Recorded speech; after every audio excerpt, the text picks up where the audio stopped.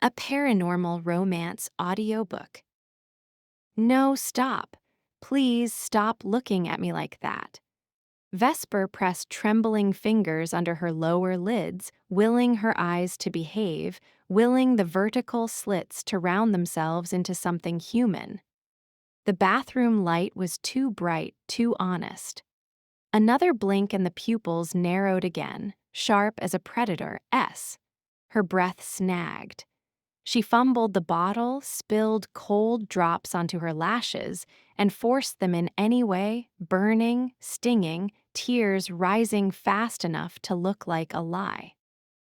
If anyone saw her like this, the last thin thread of normal would snap. She leaned closer to the mirror. The glass showed her face and something else beneath it, something waking. A faint shimmer in the iris, an animal patience. Her own scent seemed louder in this cramped space, mint from the gum she had chewed, ozone from the storm that had chased her home, and another note she could not name, like moonlight on metal. Her phone vibrated on the sink. A message from Leela, her only reckless friend. You promised. 1 hour, new club, no excuses, Vesper swallowed. She typed with wet fingers, I feel weird, rain check. A second later the reply came, if you ghost me again I will drag you out by your hair. Wear something that makes you feel dangerous. Please, dangerous. Vesper almost laughed. She looked at her eyes again, the slits fading, roundness returning with effort. She capped the drops and stared until her reflection looked harmless. 12 hours earlier, she had let Leela win. The club was buried beneath a hotel that smelled like money. Velvet ropes, faces polished with confidence, the kind of place where everyone pretended the night had been waiting just for them. Leela glided through it like she owned the building, her red mouth curved in triumph, while Vesper followed with the quiet dread of someone walking into a dream that might turn. Bass throbbed under her ribs. Lights fell in slow waves over bodies. Heat, perfume, laughter. Vesper kept her coat on, hands in her pockets, as if the wool could hide her from the room itself. Relax, Leela shouted, close to her ear. You look like you are attending your own funeral. Maybe I am, Vesper shouted back, forcing a smile that did not reach her eyes. They found a table. A server set down drinks without asking, and Leela squealed as if this proved destiny favored her. Vesper stared into the glass. Ice, clear liquid. She did not drink. The air felt thick, like a storm building indoors. The music was loud, but something else pressed beneath it, a low tension that made her skin prickle. She had learned to trust that feeling. It was the same warning she got before a car ran a red light or before a stranger turned too friendly too fast. It was the sense of being seen. Leela leaned in, eyes bright. There are people here who could buy countries, she said. Please try to look alive. Vesper turned her head to scan the crowd, and the warning turned into a jolt. The room shifted around a single point, like gravity had chosen a new center. People stepped aside without realizing they did it. Conversations broke and reformed, quieter, wary. Even the music seemed to thin, as if the speakers had swallowed their own sound.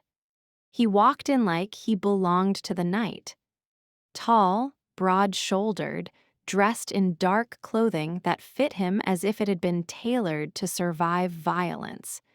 His hair was black, slightly damp as though he had come in from rain. His face was calm in a way that suggested nothing surprised him, not crowds, not attention, not fear. And then he stopped. He drew a slow breath through his nose. Vesper's stomach dropped. The breath felt like it happened inside her chest too, like her lungs were answering him without permission. Her pulse kicked hard, then harder, a frantic rhythm that did not match the music. His head turned. Across the room, through the haze of lights and moving bodies, his gaze found her. It was not a casual glance. It was a lock clicking into place. Vesper's fingers curled on the edge of the table. Her knees weakened. A heat flashed through her chest and down her spine, electric and humiliating, like her body had recognized him before her mind could form the right kind of fear. Leela noticed.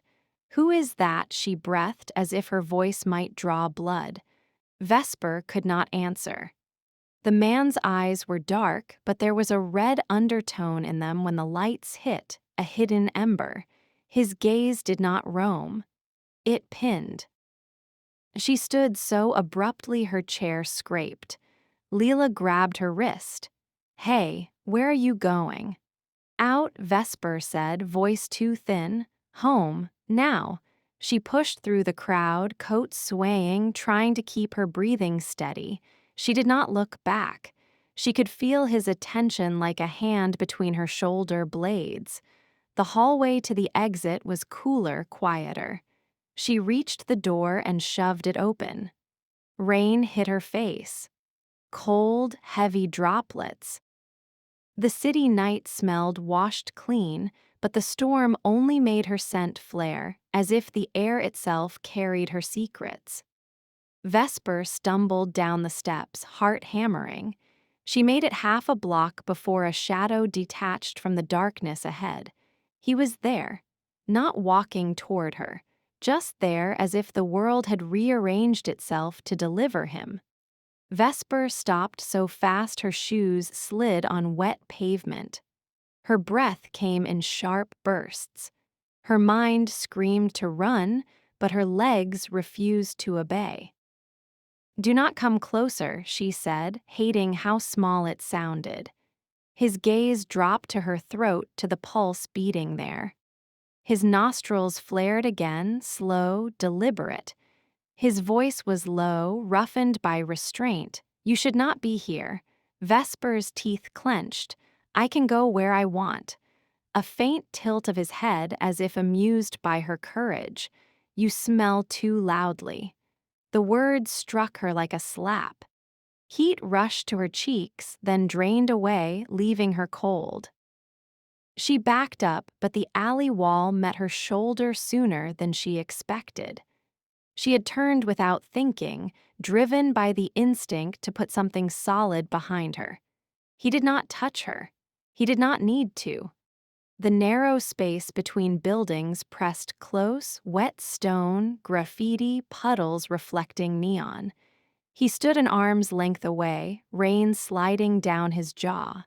His shirt clung to his chest, outlining muscle, the kind built for fighting and surviving. Vesper's mouth went dry. She hated herself for noticing. "Let me go," she said. His gaze flicked up to meet hers.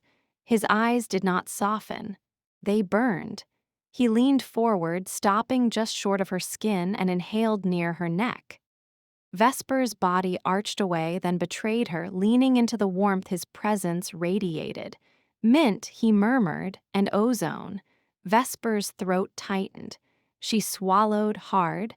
"The smell of my death," he added, like it was a fact he had carried for a long time. A dizzy wave rolled through her. The alley tilted. Her vision narrowed, edges darkening. She grabbed at the wall, but the stone slid under her palm as if it had turned to ice. "What did you do to me?" she whispered. "Nothing," he said, too calm. "That is the problem." Her knees buckled. The last thing she saw was his hand lifting, not to touch her, but to catch her as she fell. His grip was careful, firm around her back, and the scent that rose from him was smoke and winter and something animal that made her want to cry and laugh at the same time. Then darkness snapped shut. When she woke, the world was a quiet hum and expensive leather. Vesper jolted upright, sucking in air that tasted filtered, clean. She stared around, disoriented. A sleek cabin, soft lights, a private jet. Opposite her, he sat with one leg crossed, reading a book as if nothing in the world was unusual. A glass of amber liquid sat by his hand. He looked like a man who had never asked permission in his life. Vesper's throat burned. "You kidnapped me," she said, voice shaking with fury and panic. His gaze lifted from the page. "No, I saved you." "Saved me from what?" "From what would have happened when your masking failed," he said, and turned one page with maddening calm. "Other males would have torn you apart." Males. The word landed wrong, not modern, not normal. Vesper's fingers dug into the seat cushion. "What are you talking about?" He studied her for a moment, as if weighing how much truth she could survive. "Your body is changing," he said. "It is waking. You walked into a room full of predators with blood on your throat and thought they would not notice." That made no sense.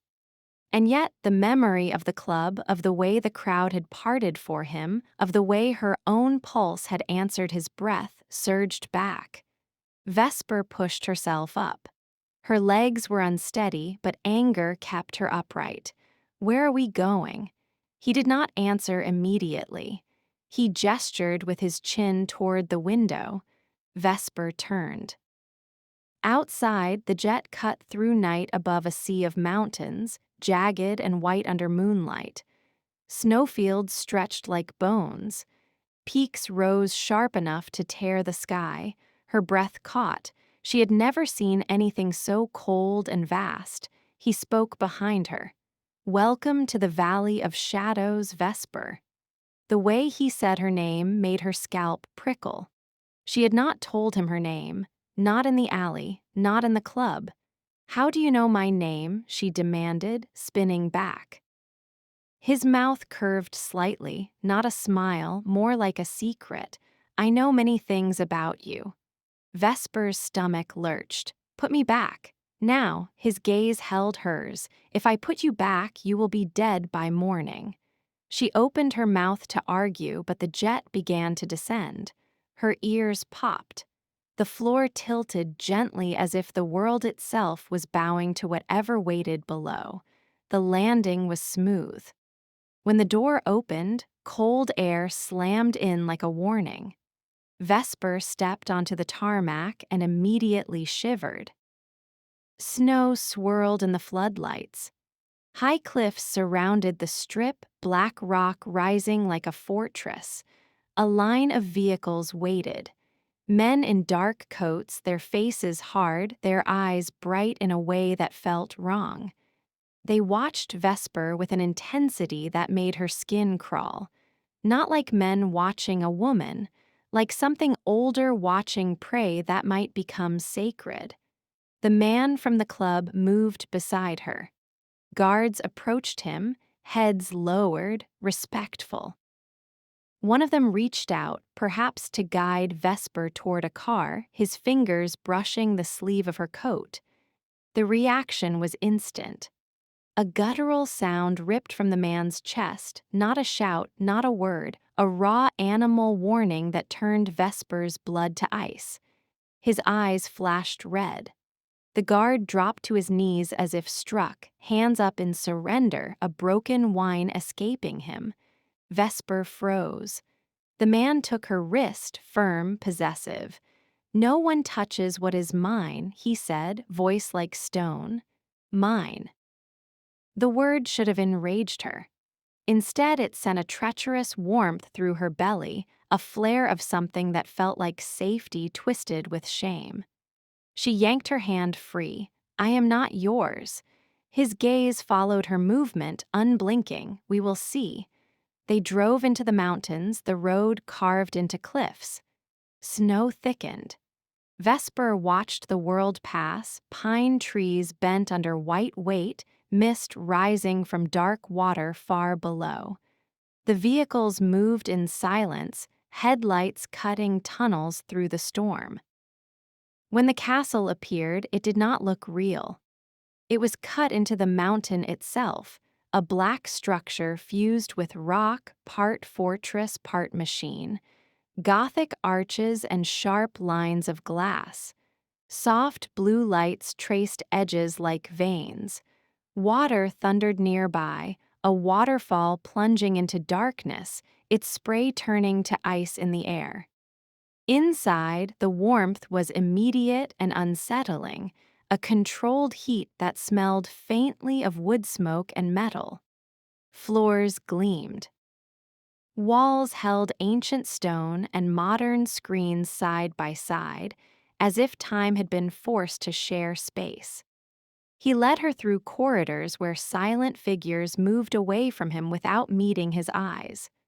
Wolves, she realized with a sharp jolt, not animals.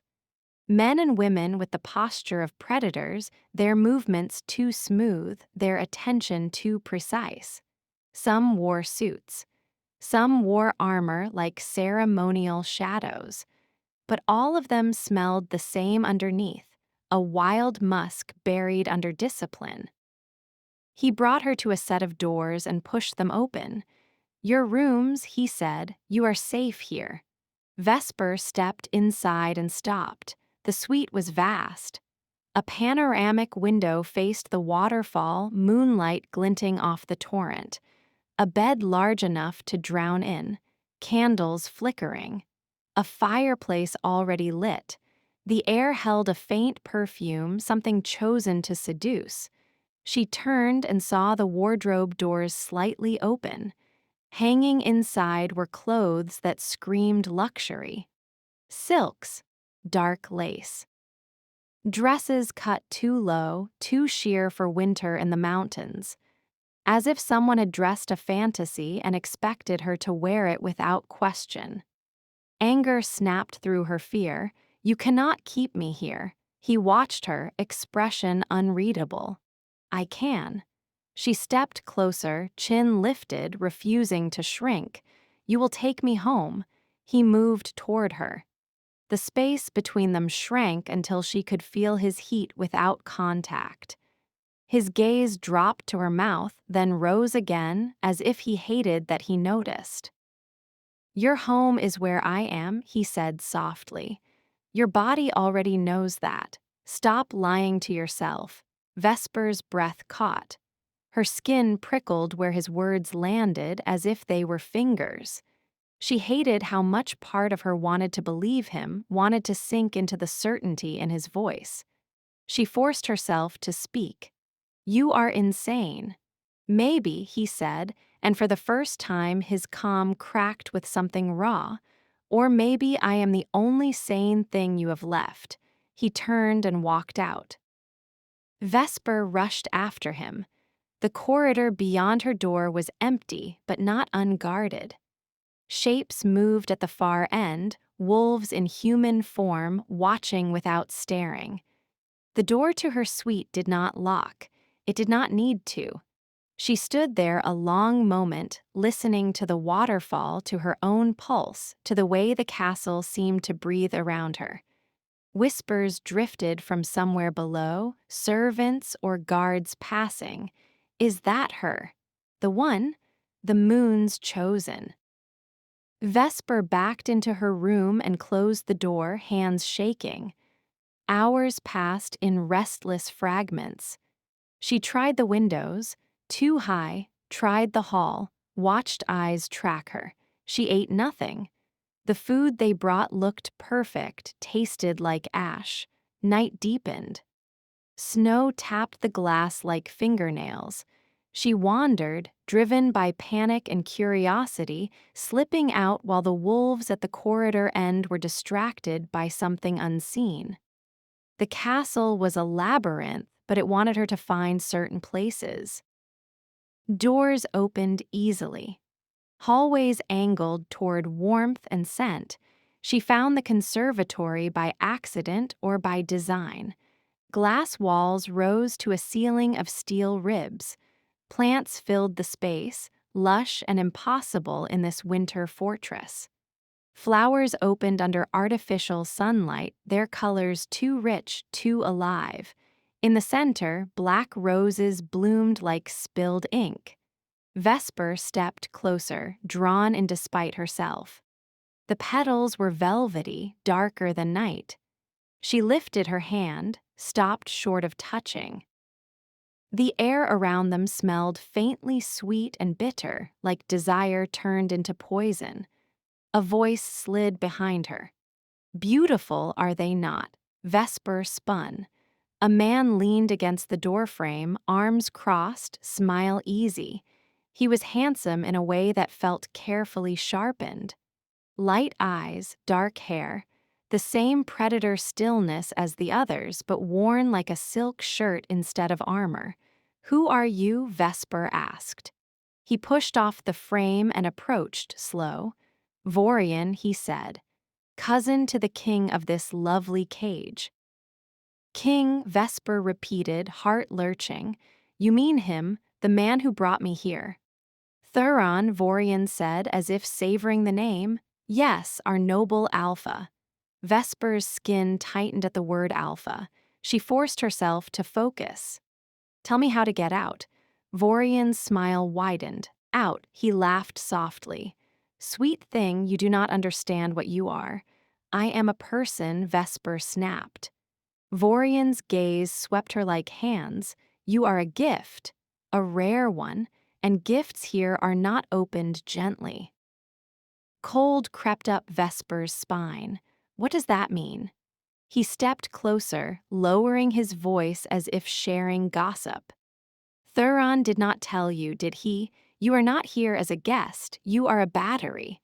Vesper stared, not comprehending at first, then horror snapping into place. "No, alpha magic is hungry," Vorian murmured. "Some of us draw power from land, from bloodlines, from the old stones. But the rarest source is a true omega, the kind born under a certain moon. Your kind can fuel a clan for decades or drain to nothing in one careless night." Vesper's breath came fast. "You are lying." Vorian lifted his hands in mock innocence. "Of course, everything is a lie here, even the tender looks, even the gentle restraint." He paused, eyes glittering, especially the restraint. Vesper's nails dug into her palms. She pictured Theron's calm on the jet, the way he had said he saved her, the way he had growled when a guard touched her. Mine, possessive, not protective. Her stomach turned. Vorian stepped even closer, close enough that his scent reached her. It was sweet and sharp like wine and teeth. "I would help you," he said softly, "because I find you fascinating. Because I hate seeing pretty things break before I have a chance to admire them." Vesper recoiled. "Do not come near me." He chuckled. "You are already near danger. You just have not decided which kind you prefer." Vesper fled the conservatory, heart hammering, black roses blurring behind her. Back in her room, she shoved clothes into a bag with shaking hands. She grabbed boots, a thick coat. She did not care that everything looked too expensive, too revealing. She chose warmth and mobility and stuffed it all together like a lifeline. She opened the door and listened. Quiet. The wolves at the far end of the corridor were gone. The castle seemed to hold its breath. She moved fast, barefoot at first, then boots on, lacing them tight with numb fingers. She found the balcony door. The wind outside howled. Snow swirled like ghosts. Escape was insane. Staying felt worse. She tore sheets into strips, hands clumsy with fear, knotting them the way she had seen in movies, the way desperation always made people copy fiction. She tied the makeshift rope to the bed frame and lowered it over the balcony rail. The drop made her stomach flip, but snow covered the ledge below. Beyond it, a slope fell toward a dark line of trees. She climbed. The cold bit her immediately, stealing her breath. Her fingers burned as they gripped fabric stiff with frost. Wind slapped her hair into her face. She forced herself down, one knot at a time, until her boots hit snow with a soft crunch. She did not stop to celebrate. She ran. The storm swallowed sound. The castle behind her loomed like a watching beast. She sprinted toward the forest, lungs burning, snow dragging at her legs. Branches clawed at her coat. Darkness thickened under the trees. Vesper kept going, driven by the image of a cage door closing. Then she saw them. Eyes, yellow points flickering between trunks, her steps faltered. Breath ripped from her throat. The forest was suddenly not empty, it was full. Shapes moved in the shadows, low and silent. Wolves, real wolves, their fur blending into night, their bodies lean with hunger. Vesper backed up, snow crunching loud in the hush. The wolves circled, not rushing, enjoying the fear. She raised her hands, useless. Please. A growl rolled through the trees. The pack tightened the circle. Vesper's legs gave out. She fell into the snow, shock numbing her. The wolves moved closer, steam puffing from their mouths. One bared teeth, saliva shining. She squeezed her eyes shut, bracing for pain. Instead, a roar split the night. Something huge erupted from the darkness, black as a shadow made solid. A wolf, but wrong in scale, too massive, too powerful, eyes burning like coals. The wild wolves hesitated. Then they lunged. The black wolf tore into them with brutal speed. Bodies hit snow. Teeth flashed. A snap like bone. A yelp cut off mid-sound. The pack scattered, some limping, some vanishing into the storm. Vesper opened her eyes and found the giant wolf standing over her, chest heaving, fur dusted with snow. It looked at her. Recognition hit her so hard she forgot to breathe. "Theron," she whispered, not knowing how she knew. The wolf lowered its head, sniffed her hair, her throat, the place where her pulse had been screaming all night. Its breath was hot against her skin, fogging the air. Vesper trembled, cold and fear and something else, a strange relief that tasted like surrender. The wolf lay down over her, heavy and warm, careful not to crush. Its body blocked the wind. Fur wrapped her like a living blanket. The weight pressed her into the snow in a way that should have terrified her, but instead her muscles loosened. She buried her fingers into the thick coat, clutching like a child. Warmth seeped into her bones, her breath slowed. For the first time since the club, she felt safe. The storm blurred into a distant howl. Vesper's eyelids drooped. When she woke, warmth surrounded her, softer than fur, more dangerous. She lay in a bed, sheets tangled around her legs. Firelight flickered across the room. Her skin was pressed against skin. Theron lay behind her, his chest against her back, one arm draped over her waist with a possessive ease that made her pulse jump. His body was heat and solid muscle. His breath touched the back of her neck in slow, controlled waves, as if he was holding himself on a leash. Vesper froze, then tried to sit up. His arm tightened, not harsh, just firm enough to stop her. "Do not run again," he said, voice low and thick with anger. Vesper turned her head enough to see his face. His eyes were no longer red. They were dark, sharp, watching her with something that looked like pain. "You were going to let me die out there," she whispered, voice breaking, his jaw flexed. "You were going to die because you listened to a snake." Vesper's stomach clenched. Vorian. "He lied to you," Theron said, and the words came out like he hated that he needed to explain. "He wants you afraid of me. He wants you to run. He wants you vulnerable." Vesper swallowed, tears rising without permission. Then what is the truth?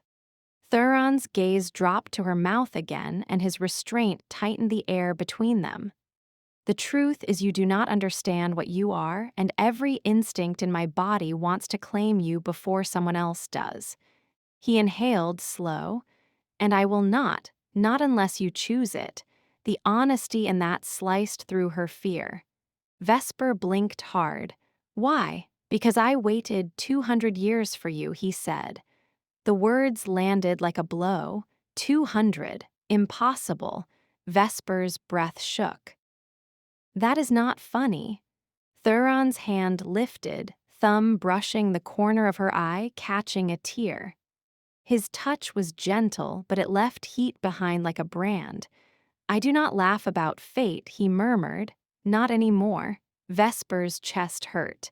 She hated that she wanted to lean into his touch, that her body softened when she should have been clawing her way free. She whispered, almost to herself, "What am I?" His eyes darkened. Hungry men call you Omega. Old magic calls you priestess. Her throat tightened. Priestess of what? The moon, he said. Your bloodline served it. Your power was hidden to keep you alive.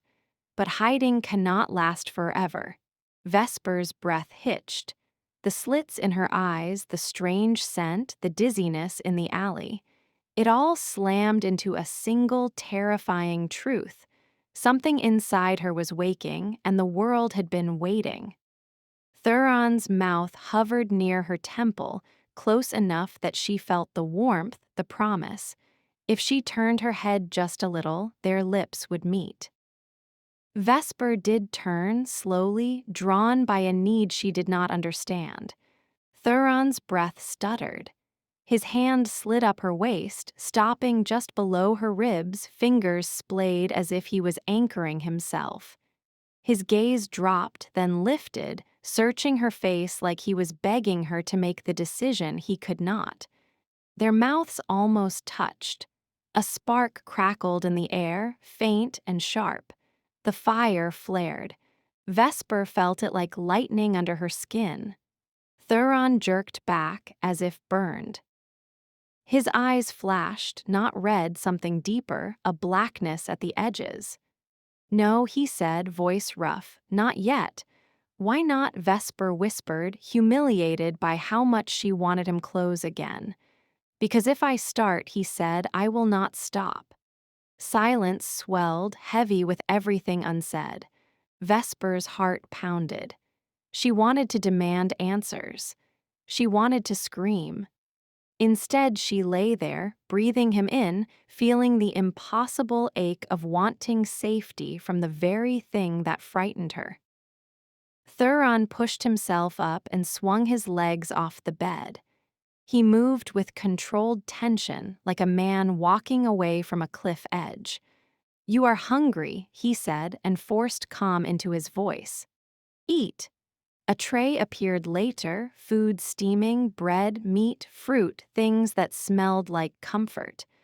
Vesper ate because her body demanded it, because she could not think when hunger gnawed. Theron watched her the entire time, as if memorizing, as if guarding. When she finished, he stood by the window, looking out at the waterfall. His posture was too still, like a predator pretending to be a statue. Vesper set the plate aside. Tell me about Vorian. Theron's shoulders tightened. Vorian was born with ambition and no soul, he said. He wants the throne. He wants my clan. And he wants your power because with it he could crush every rival and call it destiny. You keep saying my power, Vesper said. I do not feel powerful. I feel like I am losing my mind. Theron turned. His gaze softened just a fraction. Power rarely feels like power in the beginning. It feels like fear. Vesper swallowed. Then why bring me here? Why not send me away? Because you would not survive away, he said. And because the bond has already started. Bond. Theron's gaze flicked to her wrist where he had grabbed her at the airstrip where his fingers had wrapped around her like a claim. A faint mark lingered there, barely visible, like a shadow under skin. Vesper stared at it and felt a strange pull in her chest, a thread stretching from that spot into the air toward him. She whispered, horrified, "What did you do to me?" Theron stepped closer, not too close, careful.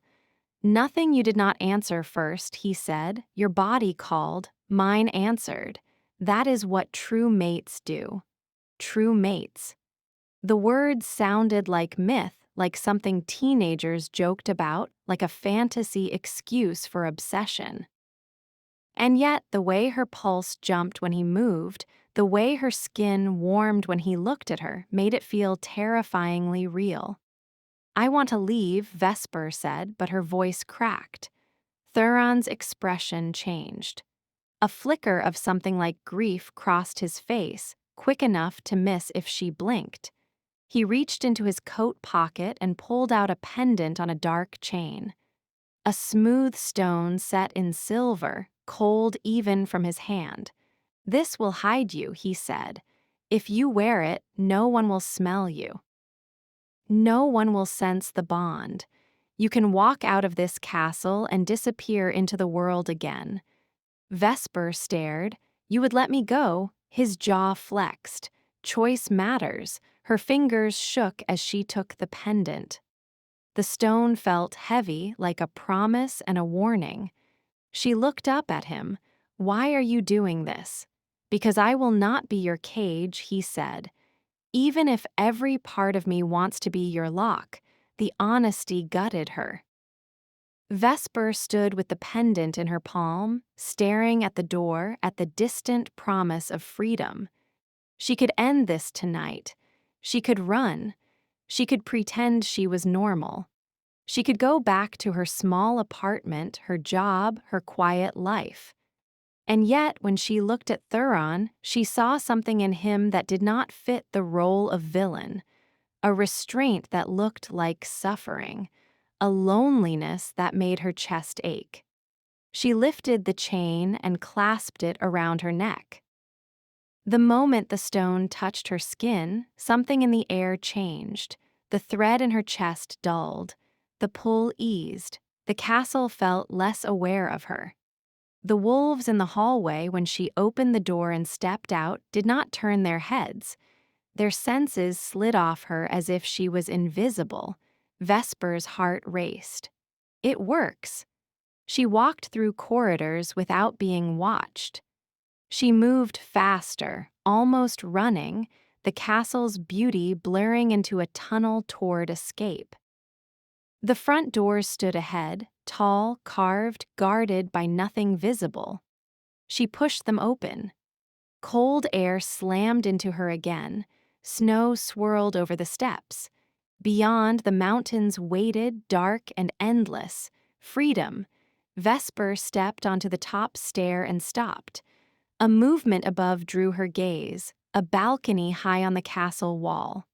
Theron stood there, coat open to the wind, hair stirred by snow. He watched her with an expression that made her breath catch. Not anger, not triumph. Loss. He did not move. He did not call her back. He simply stood there, letting her choose, and the fact that he could do that made her knees go weak. Vesper's hand rose to the pendant, fingers curling around the stone. She thought of Vorian's smile, of the word battery, of the wolves in the forest, of Theron's warmth covering her in the snow, of his hand catching her tears, of the way he had jerked back from her mouth like he was protecting her from himself.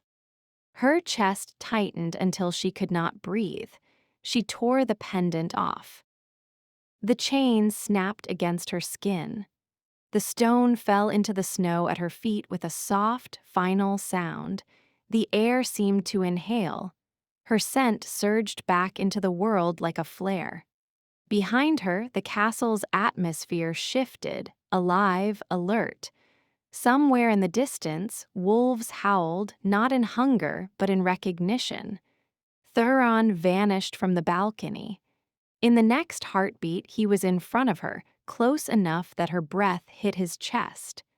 Snow clung to his shoulders. His eyes were bright, not red, not black, but something fierce and relieved.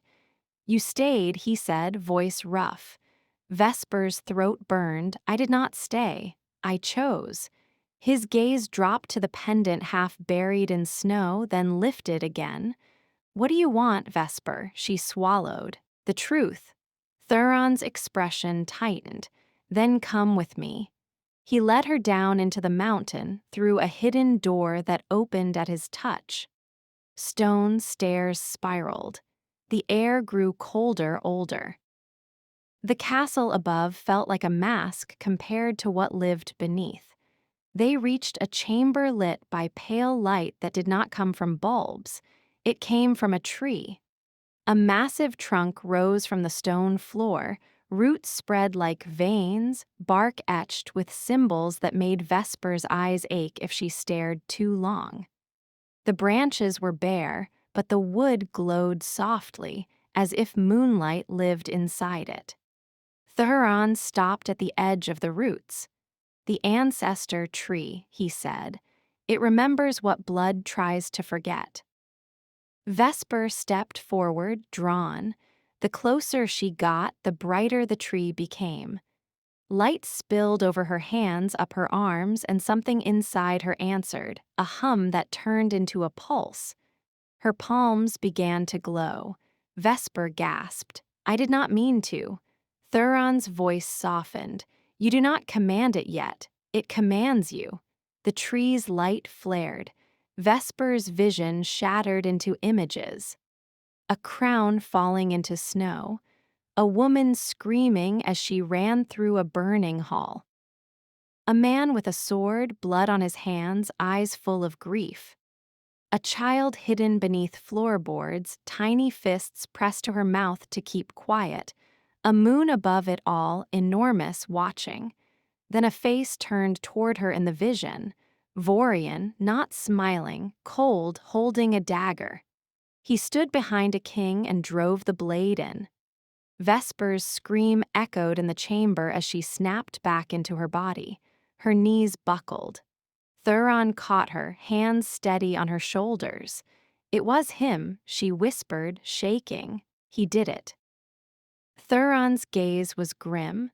"Yes, my parents," she breathed. "The king and queen in the vision. That was me, that was my blood." Theron's jaw tightened. "You were born to rule, Vesper.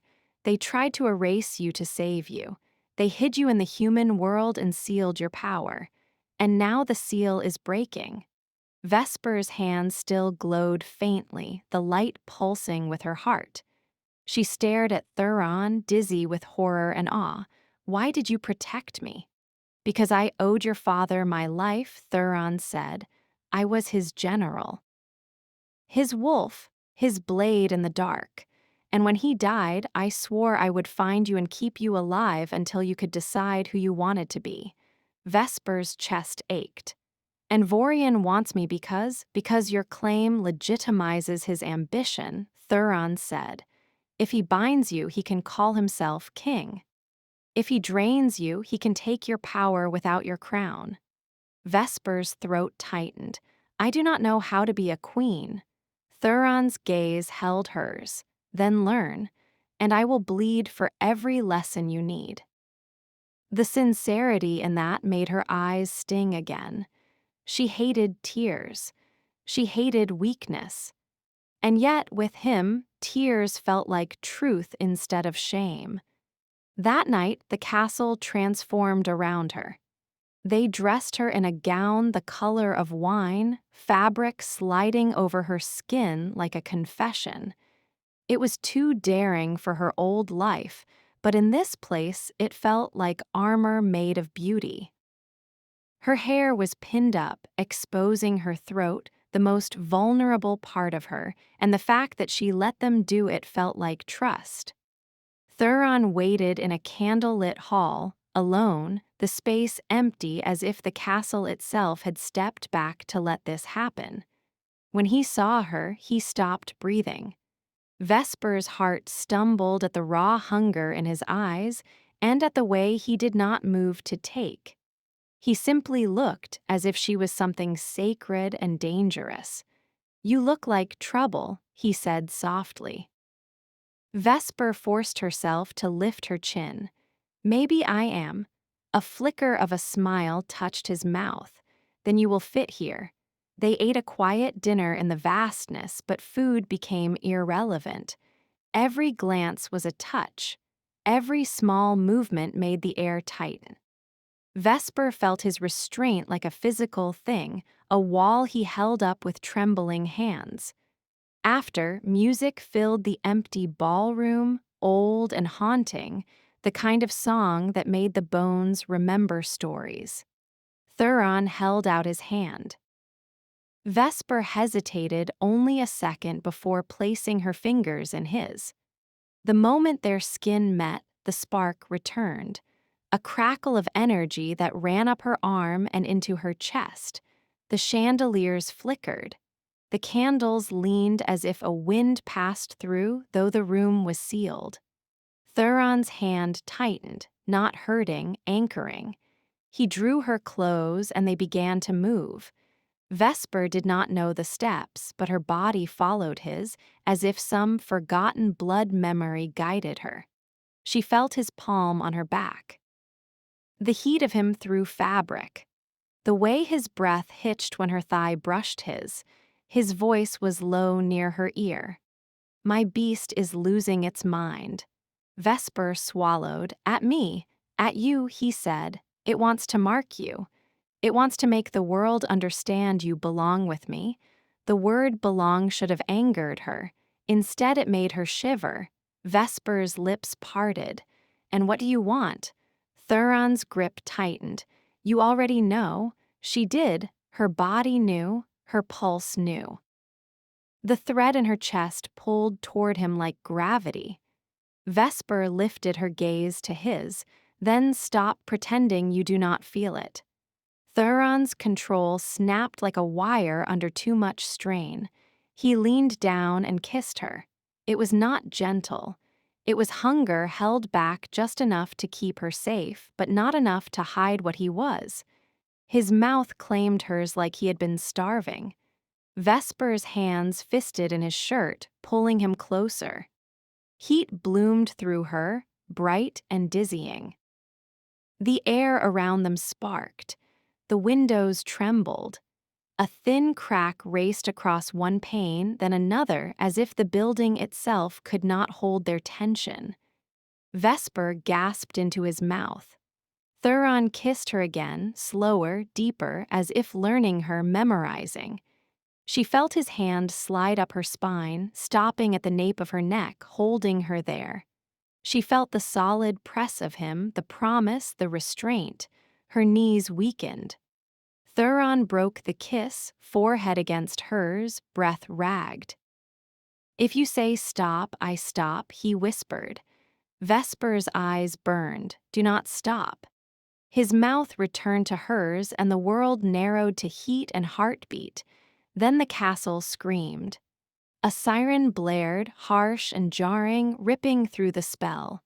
Vesper jerked back, startled. Theron's head snapped up, body instantly changing from lover to weapon. The ballroom doors exploded inward. Men poured in wearing dark tactical gear, faces hidden, weapons raised. The air filled with a high-pitched whine that made Vesper's teeth vibrate. Theron's hands flew to his ears, his face contorted. He dropped to one knee with a guttural sound that was half rage, half pain. "What is that?" Vesper cried, clutching her head as the sound stabbed her nerves. "Ultrasound," Theron ground out. "It kills us." Vesper's heart hammered.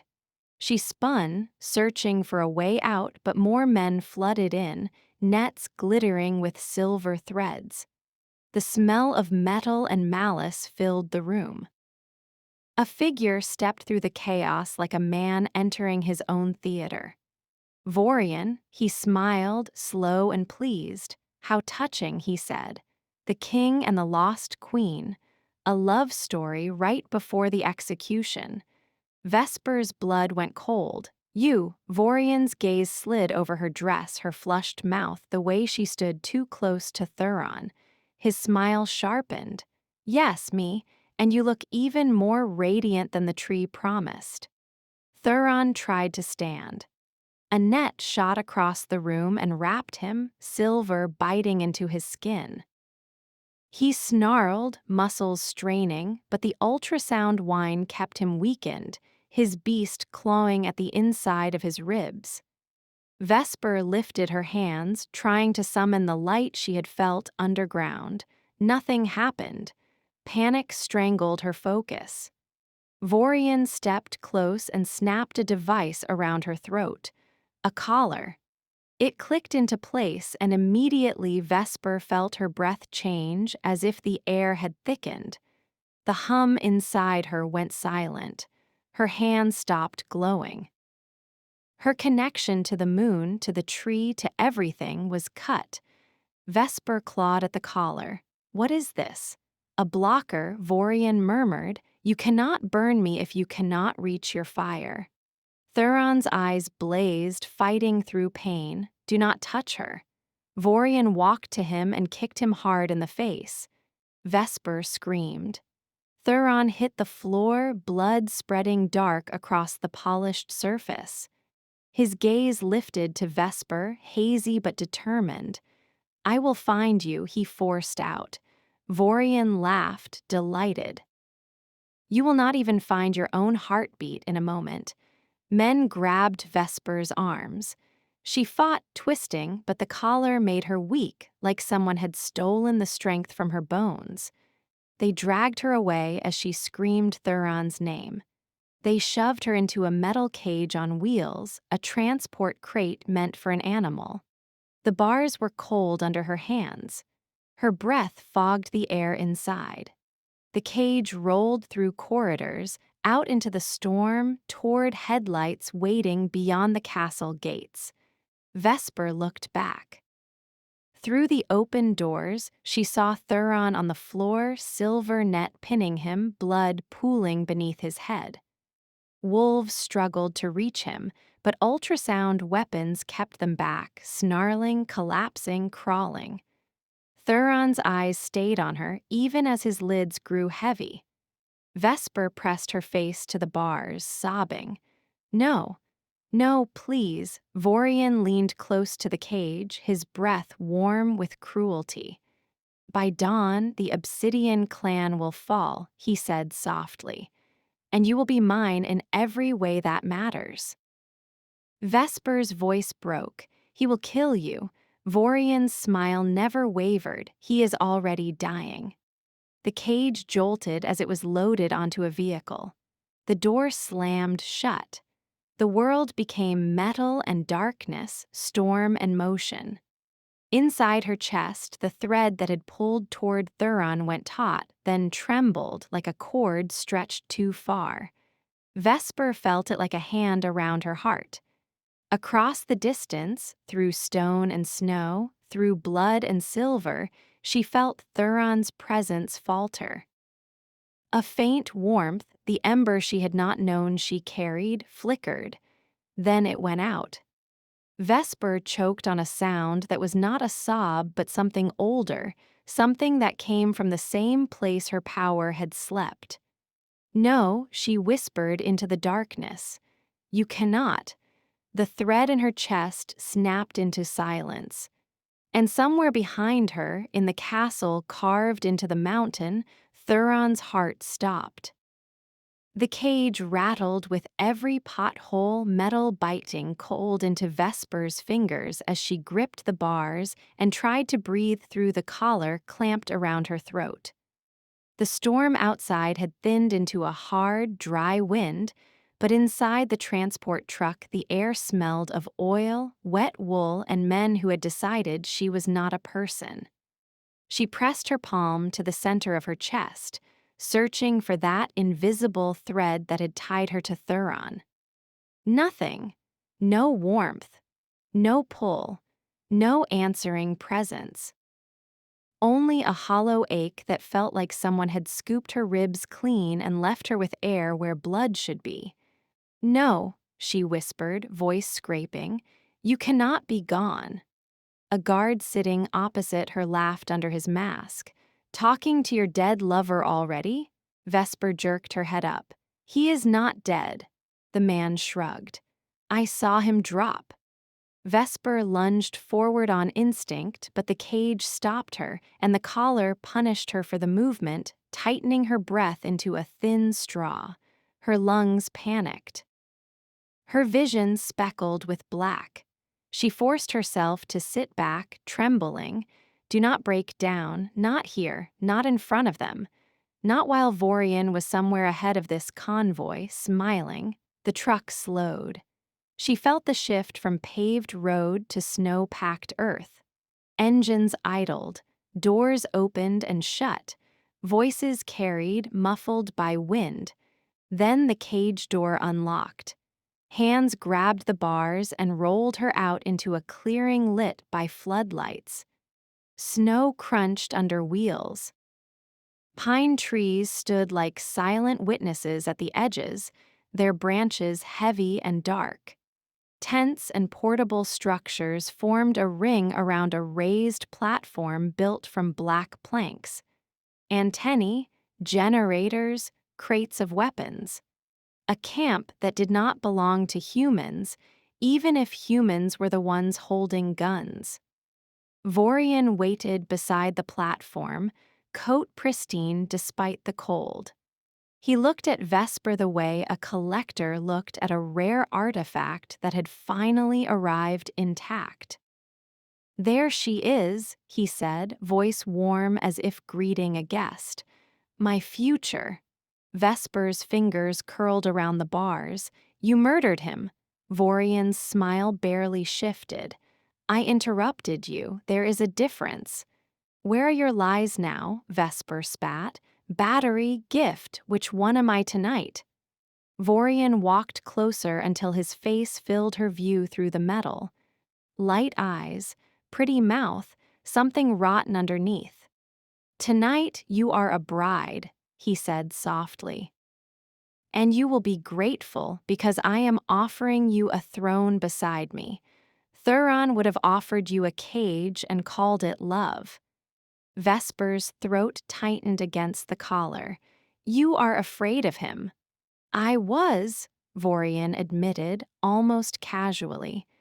"Then I remembered something Theron never learned. A king who refuses to take what he wants loses it." Vesper stared. The words were meant to cut, and they did because part of her still felt Theron's restraint like phantom hands pulling back from her mouth, his voice shaking when he promised to stop if she asked. He could have taken. He chose not to.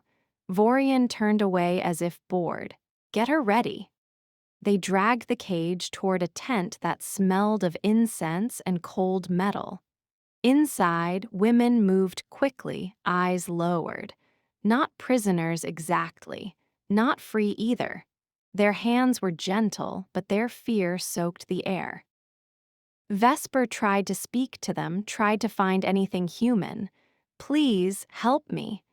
A young woman with dark hair flinched as if struck. She did not meet Vesper's eyes while she adjusted the collar, checking it like a lock. "We cannot," she whispered. "He hears everything." Vesper's pulse hammered. "Who are you?" The woman swallowed. "We serve the moon," she said, and the words sounded like a prayer that had been forced into her mouth. "Or we pretend we do to survive." They dressed Vesper in white. Not innocence white, sacrifice white. Fabric soft against her skin, fitted to emphasize curves without bearing too much, the kind of elegance that made her look like a myth instead of a person. A thin silver chain circled her waist.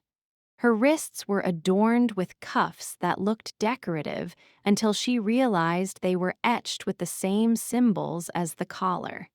They brushed her hair until it fell in dark waves down her back. They dabbed perfume at her throat, but the collar blocked whatever she was. She smelled only fabric, cold, faint blood from her own bitten lip. When they finished, the young woman finally looked up, eyes shining with unshed tears. "You are really her," she said. Vesper's voice came out raw. "Who?" "The lost one," the woman whispered. "The queen we were told to forget." Vesper's stomach clenched. The ancestor tree, the vision, a crown in snow. "Then help me remember," she pleaded. "Help me stop him." The woman's gaze flicked toward the tent flap, terrified. "If he binds you, your magic will not be yours," she whispered. "It will be his, and he will wear your light like a cloak." Vesper's breath shook. "How do I break this collar?" The woman's mouth trembled. "Only the bond can. Only a true mate can pull you back into yourself." Vesper's chest caved in. "He is gone." The woman did not answer. She only pressed her hand briefly to Vesper's, a touch so quick it could be mistaken for adjusting fabric. Her palm was warm. Her whisper was almost soundless. "Grief is also a bond." They led Vesper out. The camp had gathered. Wolves in human skin stood among hired men with weapons. Faces that looked normal enough until their eyes caught light and gleamed too sharply. A circle formed around the platform, and the platform held an altar, a slab of dark stone, carved with lunar symbols, rimmed with bowls of salt and ash. Above it all, the moon hung swollen behind clouds, bright enough to cast a pale glaze over the snow. Vorian climbed onto the platform and turned, opening his arms as if presenting a show. "My clan," he called, voice carrying. "Tonight we end the old story and begin the one that should have been written from the start. The valley will have a king who does not hesitate. The moon will have a queen who cannot run." Vesper's blood went cold as they guided her up the steps. She searched the faces below for anything familiar, any Obsidian wolf who had come for her, any sign that Theron's people had survived the attack. Nothing, only Vorian's soldiers, his wolves, his control. Vorian took her hand. His fingers were cold, but the grip was confident, proprietary. "Look at you," he murmured with false admiration. "You were made for worship." Vesper stared at his mouth and thought of Theron's, the brutal sweetness of his kiss, the way the windows had cracked with their tension. A sound rose in her throat, half laugh, half sob. "You will never be him." Vorian's smile tightened. "I do not need to be, I only need to win." He nodded, and a robed figure approached with a blade. Vesper tensed, instinct screaming. She tried to pull away, but the cuffs tightened, sending a dull pain up her arms. The collar squeezed her breath again, as if reminding her who owned her lungs. Vorian leaned close, lips brushing her ear, and his whisper made her skin crawl. "Cooperate," he said.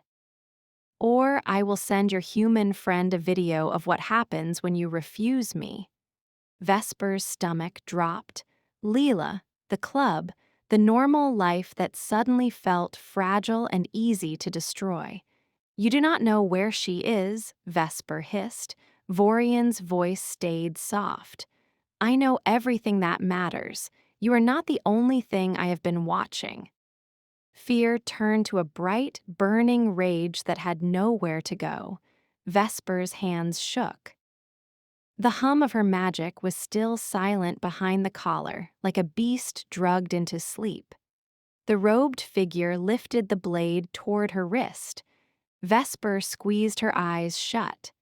In the darkness behind her lids, she saw Theron's face on the floor of the ballroom, blood spreading, eyes fighting to stay open. "I will find you," he had forced out. Then the bond had gone quiet. A sound broke from her chest, low and broken. "Do not," she whispered, not to the man with the blade, but to the universe itself. "Do not leave me like this." Nothing answered. The blade pressed into her skin, a thin line of pain, a drop of blood. The robed figure moved to smear it on the stone. Vorian raised his hand, satisfied. "The moon witnesses," he declared. "The queen's blood seals the vow. Speak it, Vesper. Say you accept me." Vesper's lungs felt too small. Her eyes stung. The whole world narrowed to the fact that Theron was gone and Vorian was here, alive and smiling, and no one was coming. The silence inside her became unbearable. She inhaled, and her voice came out as a raw, shaking confession. "I do not accept you." Vorian's face hardened. "Say it," he ordered, voice dropping into something dangerous, "or I will make you say it." Vesper lifted her chin, tears slipping hot down her cheeks. "Then make me," she whispered, "but you will never have what I gave him." Vorian's hand snapped out and gripped her jaw, forcing her face toward him. His eyes flashed with anger that finally showed the beast beneath his charm. "You gave him nothing," he hissed. "He died with empty hands." Vesper's heart cracked open. The grief that surged through her was not delicate. It was violent. It tore through her ribs like claws. It was the realization that restraint had been love, that safety had been real, that she had chosen him too late. Her mouth opened, and a sound came out that did not belong to the human world. A cry that was both mourning and command. The collar around her throat vibrated. Vorian froze, sensing it. "What did you do?" Vesper's vision blurred with tears, but her voice steadied, pulled from somewhere ancient. "I called him," she said, and even she did not understand how she knew. "I called what is mine." The collar cracked. A thin fracture spidered across its metal. The camp fell silent, as if every creature present held its breath. Vorian's hand tightened on her face. "Stop!" Vesper's grief became fury. "No." The crack widened with a sharp snap.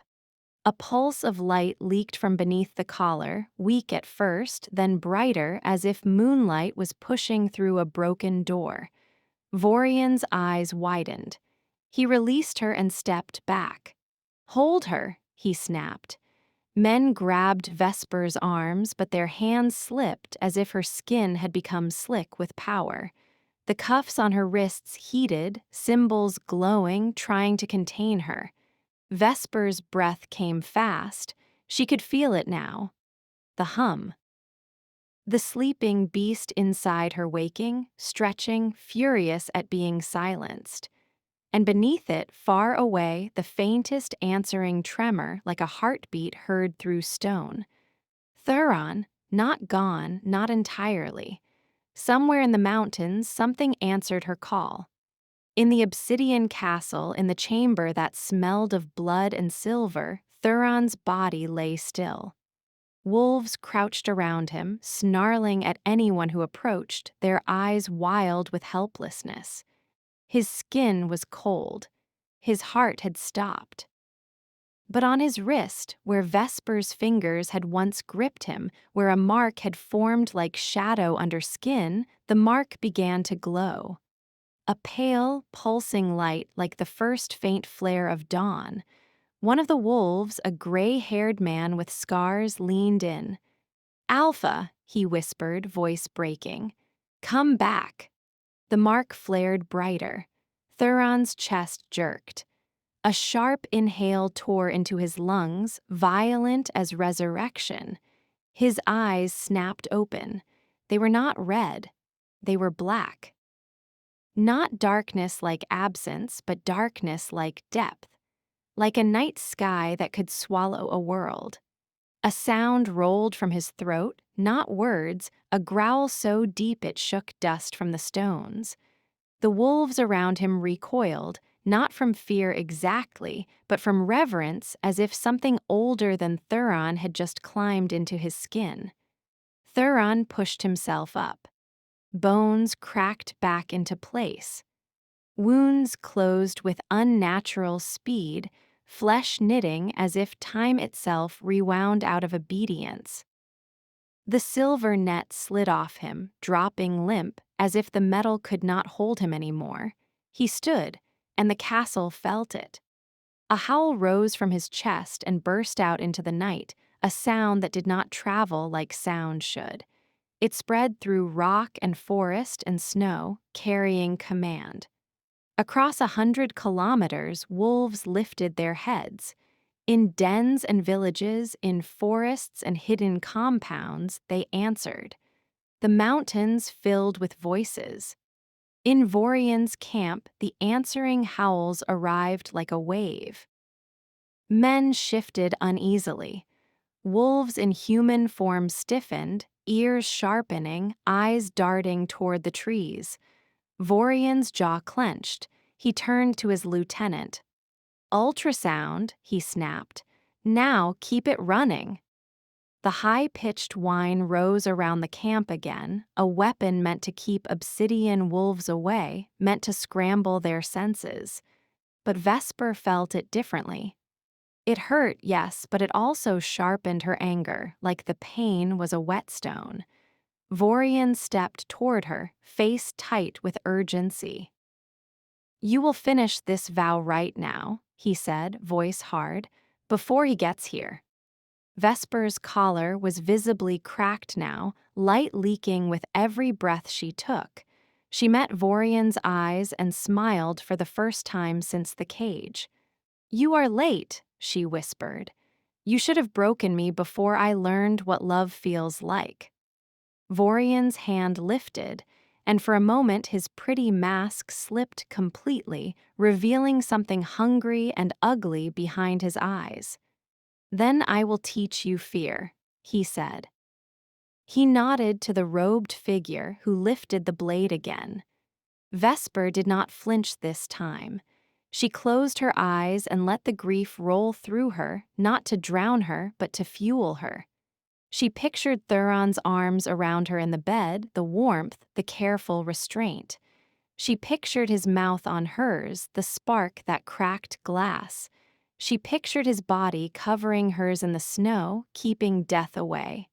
"Come back," she whispered into the collar, into the night, into her own blood. "Come back to me." The collar shattered. Metal exploded outward into glittering fragments that evaporated into pale dust before they hit the ground. A shockwave of moonlight burst from Vesper's throat and chest, not a beam, but a pulse. It slammed into the men holding her and threw them back as if they were made of paper. It knocked the robed figure off the platform. It extinguished half the camp's floodlights in a crackle of sparks. Vorian staggered, eyes narrowed against the brightness. "So that is what you are," he breathed, awed despite himself. "A living moon." Vesper stood free, breathing deeply for the first time in what felt like hours. The air tasted like winter and power. Her hands glowed. The symbols on her cuffs flared, then dulled, as if her magic had burned through the restraints. She lifted her chin. "I am not your altar." Vorian recovered fast, rage hardening his features. "Fine," he snarled. "If you will not be mine, you will be nothing." He lunged and grabbed her hair, yanking her clothes. His other hand reached for the blade. Vesper gasped, pain flashing, but she did not scream. She raised her glowing hand and pressed it to his wrist. Light burned. Vorian hissed and released her, skin smoking where her fingers touched. He stared at the mark forming on his wrist, a pale scar shaped like a crescent, his face twisted. "You think you can hurt me," he spat. "I have wanted your power longer than you have been alive." Before Vesper could answer, the ground trembled. At first she thought it was generators failing, trucks shifting. Then the snow itself seemed to vibrate. The trees at the edge of the clearing shook, not with wind, but with movement. A howl ripped through the camp, closer now, massive. Men lifted weapons. Flashlights swept the forest. The ultrasound whines spiked, louder, desperate. The first wolf burst from the trees, huge, black, eyes bright. Then another. Then dozens. An army of wolves poured into the clearing, a living tide of fur and muscle and teeth. They moved with terrifying coordination, not a pack hunt but a war formation. Gunfire erupted. Wolves fell, but more replaced them. Some wolves shifted mid-leap, turning into men with blades, bodies moving too fast for human eyes to follow. Others stayed in wolf form and slammed into soldiers, knocking them into snow, disarming with brutal efficiency. Vorian's men screamed. Vorian's wolves hesitated, torn between loyalty and the ancient command rolling off the approaching presence. Then he appeared. Theron stepped into the floodlights like a shadow given a body. He was not entirely human. His shoulders were broader, his movements heavier, his skin almost too pale against the black of his hair. His eyes were still fully black, swallowing light. The air around him seemed colder, as if winter clung to him in devotion. When he breathed, steam curled from his mouth like smoke. He looked at Vesper. The bond snapped back into place like a rope yanked tight. Warmth slammed into Vesper's chest so hard she almost fell. Tears blurred her vision instantly, not from weakness, but from the relief of something impossible returning. "You," she whispered, voice shaking. "You are here." Theron's gaze held hers, and a voice that was his and not his at the same time rolled out. "You called." Vorian stepped between them, lifting the blade and pressing it to Vesper's throat. "Stop," he shouted. One step and she dies. The camp stilled in a ring of chaos. Wolves paused, snarling, tense. Theron stopped. He did not blink, his expression did not change, but the air around him thickened, a pressure building. Vesper could feel it. The beast inside him, huge and furious, held back by something thinner than mercy. Vorian's hand trembled slightly as he realized the threat he held might not be enough. "You are not king anymore," he hissed at Theron. "You died." Theron's voice was low. "I did." Vorian swallowed, then tightened his grip on Vesper. "Then you should have stayed dead." Vesper's breath hitched. The blade kissed her skin, cold and sharp. She looked at Theron, and in the blackness of his eyes she saw something she recognized. Not cruelty, not madness. Pain, control. He was holding himself back for her the way he always had. Vesper's hands glowed brighter. She moved slowly, carefully, raising them just enough for Vorian to see. Vorian barked a laugh. "You cannot blast us both without killing yourself." Vesper met his gaze, calm settling over her like a cloak. "Who said I was going to blast?" she whispered. "I am going to choose." She closed her eyes and leaned into the bond. She felt Theron's heartbeat, newly restarted, powerful and dark. She felt the echo of his death, the moment his heart had stopped, the emptiness that had followed. She felt his beast, huge and wild, but anchored to one word, her name. Vesper opened her eyes and looked at Theron again. "Now," she said softly. Theron moved. Not toward Vorian, toward the ground. He slammed his palm into the snow. Shadow rippled outward in a ring like ink spreading under ice. The ultrasound devices around the camp sparked and died, their whine cutting off abruptly. Wolves inhaled, freed from the sound that had crippled them. Vorian cursed and jerked the blade harder against Vesper's throat, drawing a thin line of blood. The scent hit the air. Blood. Omega. Moon. Every wolf in the clearing went still for a half-second, instincts flaring. Theron's head lifted. His gaze locked on the blood at Vesper's throat, and something inhuman bared its teeth behind his calm. Vesper reached up not to stop the bleeding, but to touch the line of blood with her fingertips, then lifted those fingers toward Vorian's face. She smeared her blood on his cheek. Vorian froze, disgust and shock crossing his features.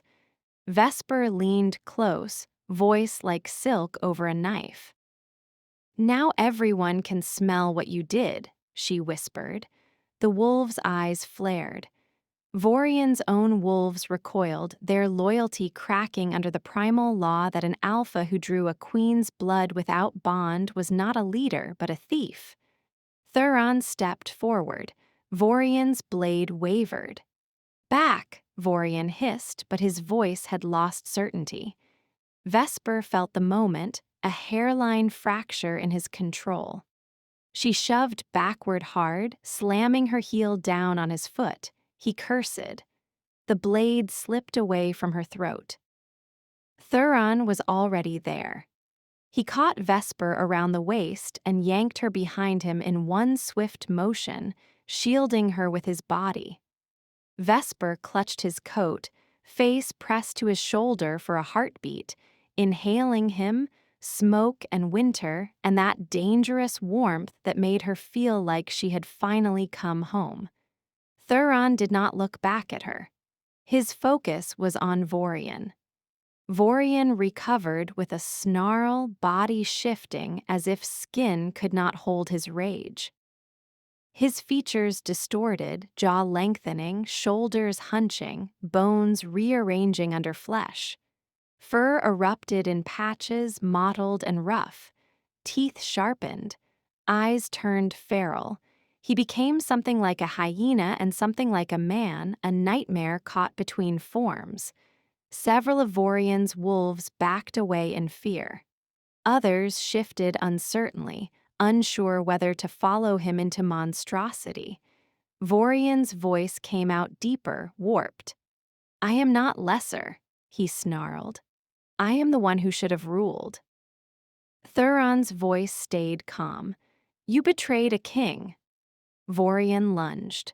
Theron met him head-on. The fight was brutal and fast, bodies slamming into snow, claws and fists and teeth and shadow. Theron moved with a terrifying control, each strike precise, as if his beast was a weapon he aimed instead of a hunger he fed. Vorian fought like desperation, wild and spiteful, trying to tear anything he could reach. Vesper stumbled back, heart hammering, hands glowing as she tried to focus through panic. Theron took a hit across the shoulder, fabric ripping, blood staining dark. He did not falter. Vorian snapped at his throat. Theron caught him by the jaw. For 1 second, the camp held its breath. Vorian's eyes widened as Theron's shadow surged, wrapping his limbs, pinning him like living chains. Vesper felt Theron's beast pressing to break free completely, to end this with savage finality. She stepped forward, voice sharp. "Theron," she called. His head turned slightly, just enough to show he heard her. Vesper swallowed, forcing steadiness. "Do not become him," she said. "Do not win by turning into the thing he thinks you are." Theron's jaw clenched. His black eyes flickered, not changing color but focusing, as if the man inside the beast took a breath. Vorian laughed, coughing. "Listen to her," he rasped. "She wants a gentle king." Vesper's glow brightened as anger flared. I want a king who can choose, she said coldly. And I choose him. The words landed like a vow. The air tightened. Theron's grip changed. Less savage, more deliberate. He slammed Vorian to his knees. Then he spoke, voice low enough that only those close could hear. You wanted her power, he said. Then look at it. Vesper raised her hands. Moonlight gathered, not blinding, but pure and heavy like liquid silver. It wrapped Vorian, sinking into his skin like judgment. The monstrous form shuddered, weakened, forced back toward human shape. Vorian gasped, choking as if the light stole air from lies. What are you doing? Vorian wheezed. Vesper's voice softened, almost sad. Taking back what you tried to steal, she said. The crescent mark on Vorian's wrist, the one she had burned into him earlier, flared bright. It pulsed once, twice, then turned black as if the moon itself had closed its hand. Vorian screamed. The sound cut off abruptly as he collapsed into the snow, unconscious, human again, face twisted in fury even in defeat. The camp did not cheer. It exhaled. Vorian's remaining men looked around, seeing wolves at their backs, seeing their leader down, seeing the queen standing with hands still glowing, eyes bright with power. Some dropped their weapons immediately. Others tried to run, only to be intercepted by wolves who did not kill, only disarmed, pinned, held, as if obeying a new law set by Vesper's presence. Theron turned to her at last. His black eyes searched her face, checking for injury.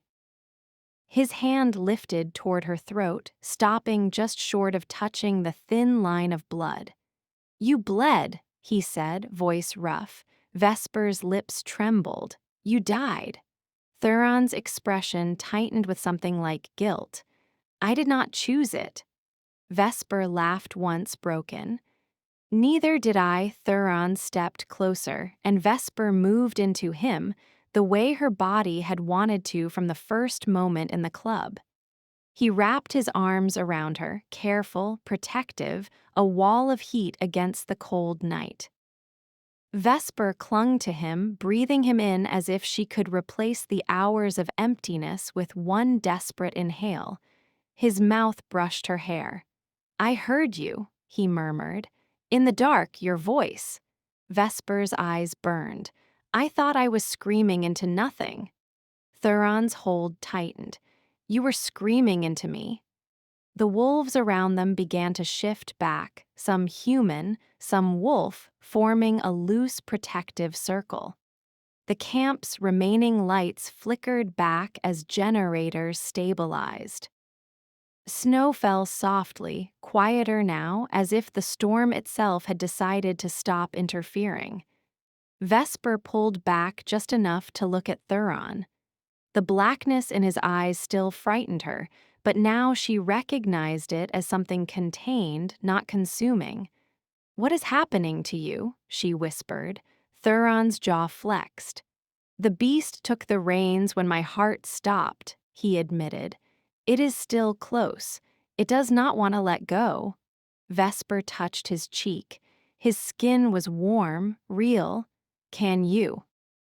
Theron looked at her hand on his face like it was an anchor.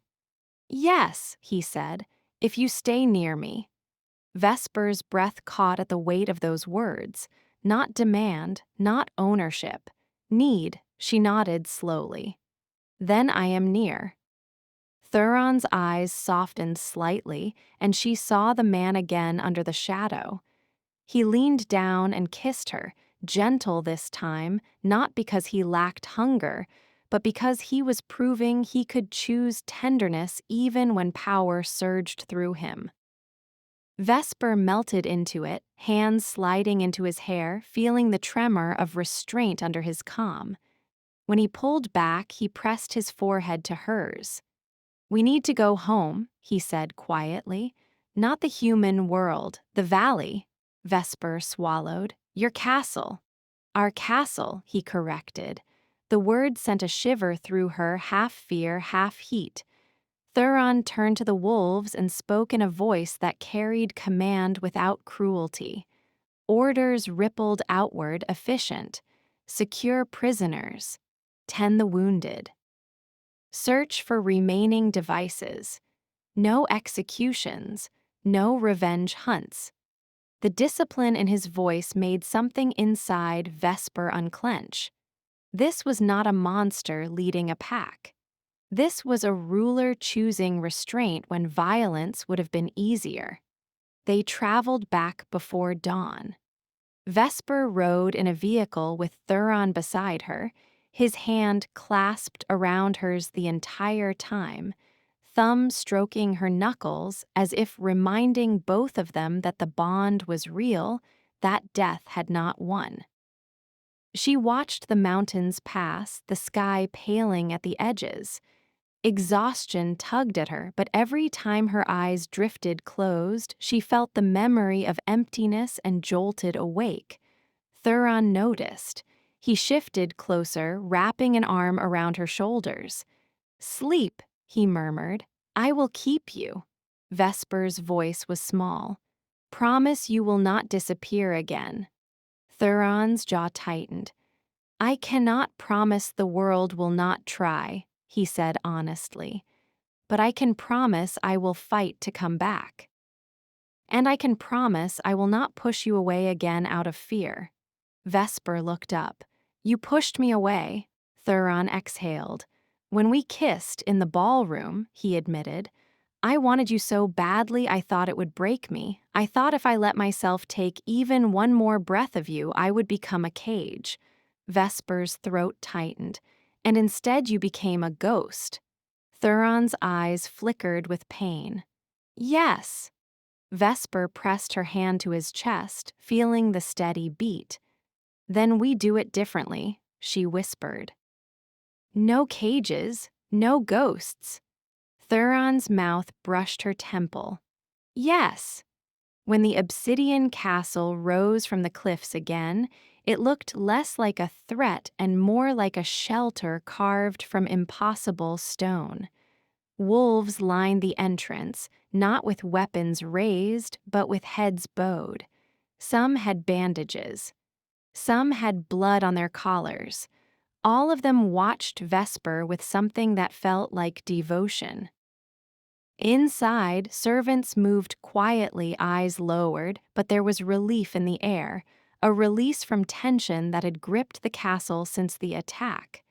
They led Vorian's bound body past, under guard, unconscious, face pale. Vesper tensed, but Theron's hand tightened around hers. "He will be judged," he said. "Not slaughtered, not hidden, judged." Vesper swallowed. "By who?" Theron's gaze met hers. "By you," he said. The words hit her like weight and invitation. They descended again to the ancestor tree, because the castle itself seemed to insist on truth when blood had been spilled. The tree glowed as Vesper approached, as if recognizing her as its own. Theron stood beside her, shoulders squared, the blackness in his eyes dimmer now, as though the tree's light soothed the beast. Vesper stepped forward and placed her palm against the bark. The tree's light surged, and the chamber filled with a soft hum that felt like a heartbeat older than any living thing. Images returned, clearer this time. Her mother's face, tired and fierce, pressing a kiss to a baby's forehead. Her father's voice, low and desperate, promising to hide her among humans. A general kneeling with blood on his hands, swearing an oath. Theron, young but already dangerous, eyes bright with loyalty. Vesper saw Vorian again, the betrayal, the dagger, the crown falling into snow. But this time the vision did not stop there.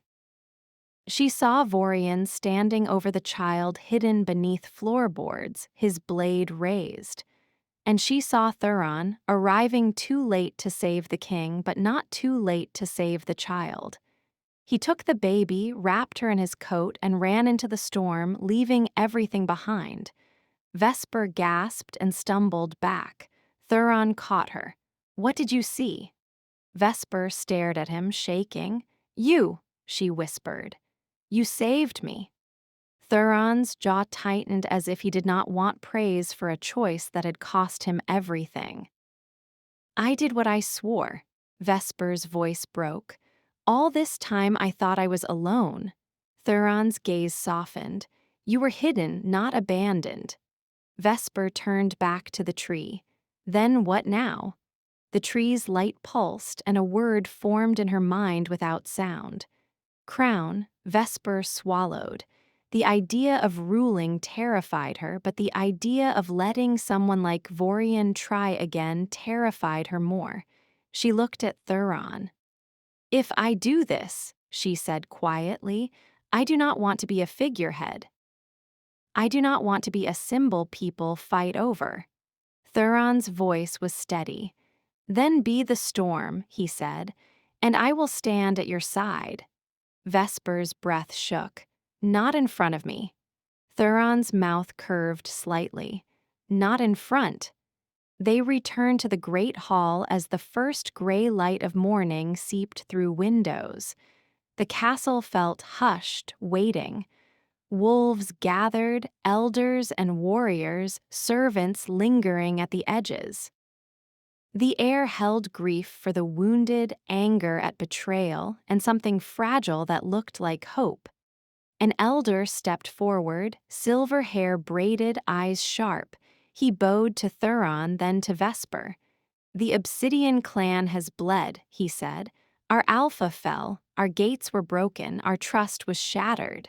Silence tightened. The elder's gaze lifted. "But the queen has returned. The bond has spoken. The moon has answered." Murmurs rippled through the hall. Vesper stepped forward, heart pounding. Every instinct screamed to run, but she remembered the cage, the collar, Vorian's blade at her throat. She remembered the way she had shattered the collar with grief, the way her light had forced Vorian to his knees. She lifted her chin. "I did not ask for a crown," Vesper said, voice carrying. "I did not even know my blood could demand one, but I will not be hunted again. Not by traitors, not by fear, not by anyone who thinks my body is a resource." The wolves listened, still, eyes fixed. Vesper continued, words pouring from a place that felt both human and ancient. "If you want me as a queen, you get all of me.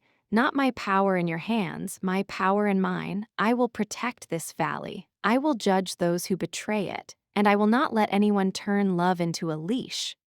She looked at Vorian's bound body being dragged in under guard, now awake, eyes burning with hatred. Vorian spit on the floor. "They will never follow you," he snarled. "They follow him." Vesper turned to him slowly. "Then you do not understand what you broke," she said. "You broke trust, and now you will see what replaces it."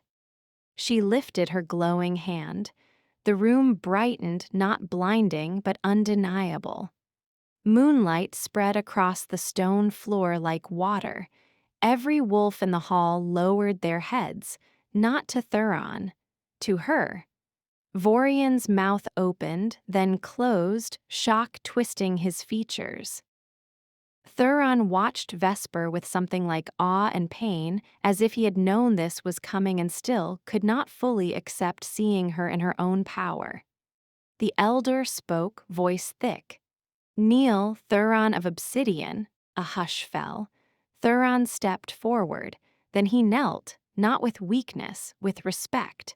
He lowered his head before Vesper, the most dangerous creature in the room, choosing humility. "My clan is yours," he said quietly. "My life is yours, not as your possession, as your promise." Vesper's eyes stung. She reached out and lifted his chin with trembling fingers. The blackness in his eyes had faded to deep dark gray, the man resurfacing fully, exhausted, alive. "Stand," she whispered. "Not because you are mine, because you are with me." Theron rose, the hall breathed again. They bound Vorian in chains etched with lunar symbols and sealed him in the underground cells alive. Vesper insisted on it despite the wolves who wanted blood. She knew what vengeance did to a ruler. It turned them into the thing they hunted. Later, when the castle quieted and the wounded were tended, when the adrenaline drained and left only exhaustion, Vesper found herself in the same room where she had first been trapped by fear and luxury. Only now the door was open.